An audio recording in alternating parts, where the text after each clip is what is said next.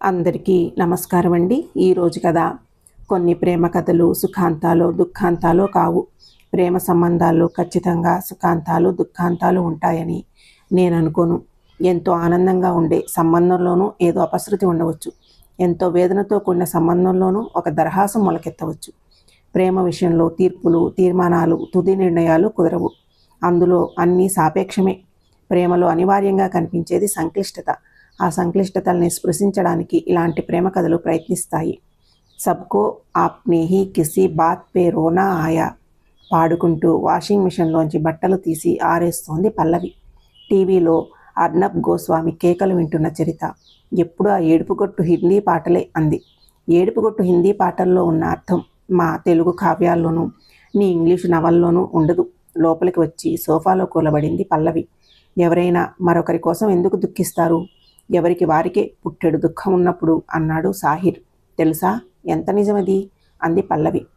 చరిత అర్నబ్ని mute చేసి పూర్తిగా పల్లవి కేసి తిరిగింది. ఓహో, అందుకేనా నీ ప్రేమగాథ చెప్పమంటే ఎప్పుడూ చెప్పవు?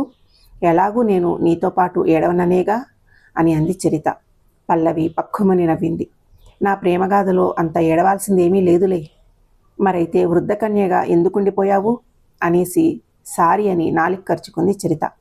పల్లవి మాట్లాడలేదు. ఇంకా నవ్వుముఖంతోనే చరితకేసి చూసింది. చరిత వెంటనే లేచి పల్లవి దగ్గరికి వెళ్ళి చేతులు పట్టుకుని, చాలా దరిద్రంగా మాట్లాడాను, వెరీ సారీ పల్లవి, బాగా కోపం వచ్చిందా అని అడిగింది. పల్లవి సీరియస్గా చూసి, 52 దాన్ని వృద్ధ అంటే కోపం రాదు అంది. చరిత పక్కున నవ్వేసి, అయితే కోపం వృద్ధకా కన్యకు కాదా అంది. కట్టమంచి రామలింగారెడ్డి గారు అనుకుంటా అన్నారు. నేను బ్రహ్మచారిని కాను, అవివాహితుడిని మాత్రమే అని. అలాగే నేను కన్యను కాను, అవివాహితను మాత్రమే అని చెప్పింది పల్లవి. చరిత ముఖంలో భావం చూసి పల్లవి మళ్ళీ నవ్వింది. పల్లవి నుంచి ఆమె కథను రాబట్టడానికి చరిత కూడా ఓపిక పట్టాల్సి వచ్చింది. డిగ్రీ కాలేజీలో అధ్యాపకులుగా చేరిన 2-3 ఏళ్ల వరకు వాళ్ళిద్దరి మధ్య పెద్దగా స్నేహం లేదు. పల్లవి తెలుగు లెక్చరర్ అయితే చరిత కెమిస్ట్రీ. చరిత సైన్స్ అధ్యాపకులతోనే ఎక్కువ స్నేహం చేసేది. అదీ కాక తన భర్త కొడుకులతో ఆమెకి సరిపోయేది.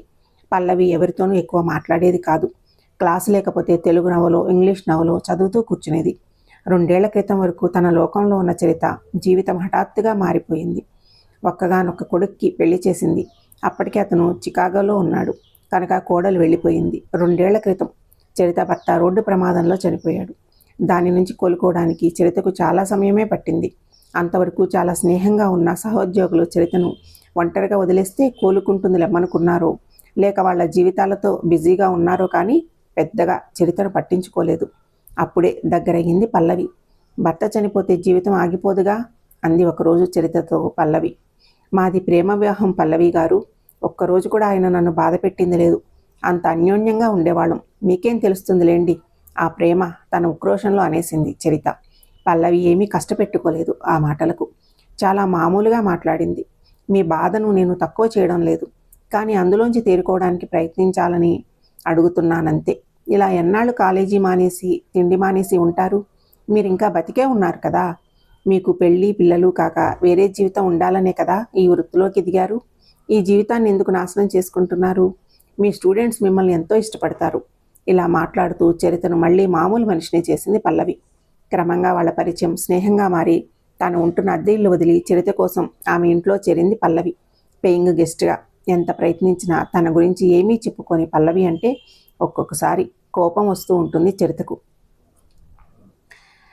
దివానోంకి తరహా ఆజ్ యు మిల్తే హై జైసే కభీ పెహాచాన్ నథీ పాడుతూ దోశలు వేస్తోంది పల్లవి.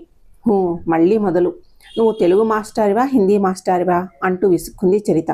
ఎక్కడ సాహిత్యం బాగుంటే అక్కడ నేనుంటాను, భాషతో నిమిత్తం లేదు అంటూ దోశలు 2 ప్లేట్లలో వేసి తెచ్చి చట్నీతో సహా మిక్సీని తెచ్చి టేబుల్ మీద పెట్టింది పల్లవి. దీన్ని కప్పులోకి తీసే ఓపిక కూడా లేదు చరిత అని అంది పల్లవి. అబ్బా, ఎంతుంది లేదు, ఇద్దరం ఈ దోశలు తినేసరికి అది అయిపోతుంది, మళ్ళీ గిన్నెలు కప్పులు ఎందుకు అని పల్లవి నవ్వేసింది. ఈ పాట నాకెందుకు ఇష్టమో తెలుసా? నేను ప్రేమించిన వ్యక్తి అలాగే ప్రవర్తించాడు కనుక అంది పల్లవి. ఉరవని పిడుగులా తనంతట తాను పల్లవి ఈ టాపిక్ మొదలు పెట్టేసరికి ఆశ్చర్యపోయింది చరిత. అక్కడికి చాలా జాగ్రత్తగా, ఆ పాటకు అర్థమేంటి, అతనెవరు అని అడిగింది చరిత పల్లవిని. ఒకప్పుడు నన్ను కలుసుకోవడానికి పిచ్చివాడిలా తప్పించేవాడు. ఈరోజు కలిస్తే నేనెవరో తెలియనట్టే ఉన్నాడు. అది అర్థం. ఇక అతను ఎవరంటారా? ప్రకాష్ అని చెప్పింది. చరిత ప్రశ్నార్థకంగా చూసింది. తను ప్రశ్న అడిగితే మళ్ళీ టచ్ మీ నాట్లా ముడుచుకుపోతుందేమోనని మాట్లాడలేదు. పల్లవి చరితకేసి చూసి నవ్వింది. సరేలే విను. నేను ఎంఏ చేస్తున్నప్పుడు అతను నాకు పరిచయం. ఇంజనీరింగ్ చదివేవాడు. కానీ నా క్లాస్మేట్కి స్నేహితుడు. అందుకని రోజు మా డిపార్ట్మెంట్కి సాయంత్రం అయ్యేసరికి వచ్చేవాడు. అలా మొదలైంది తనతో పరిచయం. తర్వాత ఆ ఫ్రెండ్ కోసం కాక నా కోసం వస్తున్నాడని, మేము ప్రేమికులు అయ్యామని అందరికీ తెలిసిపోయిందనుకో. కానీ మా ప్రేమకు అదేమీ అడ్డు కాలేదు అని చెప్పింది పల్లవి. మరి పెళ్ళి అని అడిగింది చరిత. అక్కడే వచ్చింది చిక్కు అని నవ్వింది పల్లవి. ఏం షరా మామూలా? మేనరికం ఉందనో ఎక్కువ కట్నం వస్తుందనో తప్పించుకు పారిపోయాడా అని అంది చరిత. పల్లవి అడ్డంగా తలూపింది. అతను కాదు, నేనే చేసుకోనన్నాను అని చెప్పింది. చరిత నిర్ఘాంతపోయినట్టు చూసింది. పల్లవి ఖాళీ పళ్ళాలు తీసుకెళ్లి సింక్లో పడేసి తిరిగి వచ్చి మళ్ళీ కూర్చుంది. మళ్ళీ లేచి లైట్లు వేసి కూర్చుంది. చరిత ఆమెకేసి చూస్తూ ఉంది.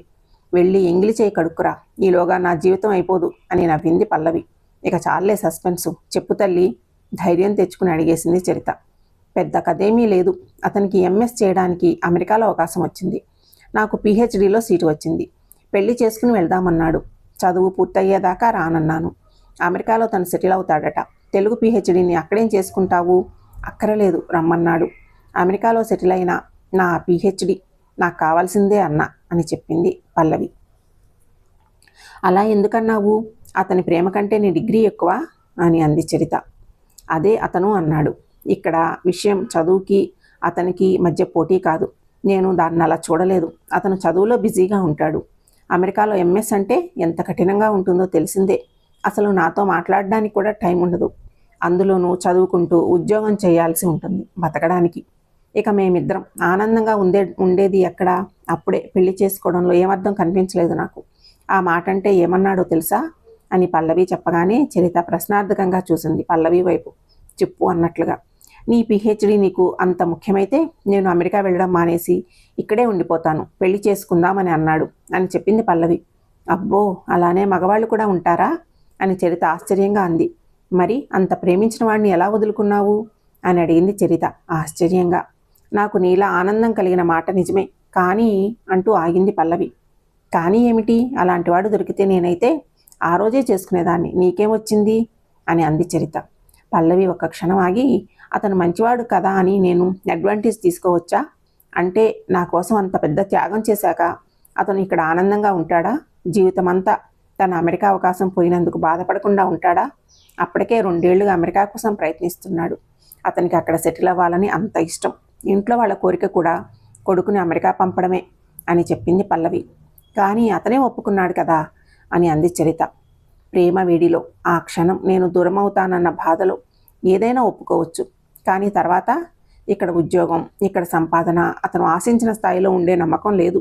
అతని తల్లిదండ్రులు, ఫ్రెండ్స్ అందరూ మంచి అవకాశం వదిలేసుకున్నామని 10 సార్లు అంటారు. మొదట్లో కాదనుకున్నా ప్రేమ మత్తులో ఆ తర్వాత అతనికి కూడా అలాగే అనిపించవచ్చు. అంతేకాదు, తను ఇక్కడే ఉంటే వెంటనే పెళ్లి చేసుకుందామని కూడా అన్నాడు. దానికి నేను అస్సలు ఒప్పుకోలేదు. అతను అసలే ఒక్కగానొక్క కొడుకు. విడికాపురం పెట్టమని నేను అడిగే ప్రసక్తే లేదు. పెళ్లితో జీవితం మొదలు పెట్టానంటే నా చదువు అటకెక్కినట్టే. 3 ఏళ్ళు ఆగి చేసుకుందామని ఎంత చెప్పినా అతను ఒప్పుకోలేదు. వెంటనే పెళ్ళి అని మొదలుపెట్టాడు. ఇక లాభం లేదని నువ్వు అమెరికా వెళ్ళి చదువుకో, ఉద్యోగంలో చేరు, తర్వాత ఇక్కడికి రా, ఈలోగా నా పిహెచ్డి పూర్తి చేసుకుని నీతో వచ్చేస్తాను అన్నాను. అతని అనుమానం ఏమిటో తెలీదు. 3 ఏళ్ళు మమ్మల్ని మార్చేస్తాయనుకున్నాడో ఏమిటో. నమ్మకం తక్కువ అనుకుంటా తన మీద, నా మీద, మా ప్రేమ మీద అని చెప్పింది పల్లవి. ఏం చేశాడు అని అడిగింది చరిత ఉచ్చుకత్తతో. అమెరికా వెళ్ళిపోయాడు చాలా కోపంగా. అక్కడే చదువు, ఉద్యోగం, అక్కడున్న తెలుగు అమ్మాయితోనే పెళ్ళి అని చెప్పింది పల్లవి. నువ్వు మళ్ళీ అతన్ని కలవలేదా అని అడిగింది చరిత. 2 ఏళ్లకోసారి ఇండియాకి వస్తాడు, ఫ్రెండ్స్ అందరం కలుస్తాం. నాతో మాట్లాడాడు, అసలు నా కేసే చూడడు అని చెప్పింది పల్లవి. సరిపోయింది, మరి నువ్వెందుకు పెళ్లి చేసుకోలేదు అని చరిత చిరాగ్గా అడిగింది. పెళ్లి చూసుకునేంతగా ఇంకెవరినీ ప్రేమించలేకపోయాను కనుక అంటూ లేచి రేడియో ఆన్ చేసింది పల్లవి. హమ్ ఇంతజార్ కరేంగే తేరా ఖయామత్ తక్ పాట వస్తుంది. పల్లవి నవ్వింది. అర్థం చెప్పనా? నేను నిరీక్షిస్తూనే ఉంటాను నీ కోసం ఆఖరి రోజు వరకు. ఖయామత్ అంటే జడ్జిమెంట్ డే అని అర్థం అనుకో, కానీ భావం అదే. పల్లవి ఇంకా పాట సాహిత్యాన్ని వివరిస్తూనే ఉంది. చరిత మాట్లాడలేదు. పల్లవిని చూడకూడదని లేచి వంటింట్లోకి వెళ్తూ కళ్ళు తుడుచుకుంది. ఈ కథ సమాప్తం. ఈ కథ మీకు నచ్చినట్లయితే ఛానల్ని సబ్స్క్రైబ్ చేసుకోండి. మీ స్నేహితులకి, బంధువులకి షేర్ చేయండి. లైక్ చేయండి, కామెంట్ చేయండి. Thank you.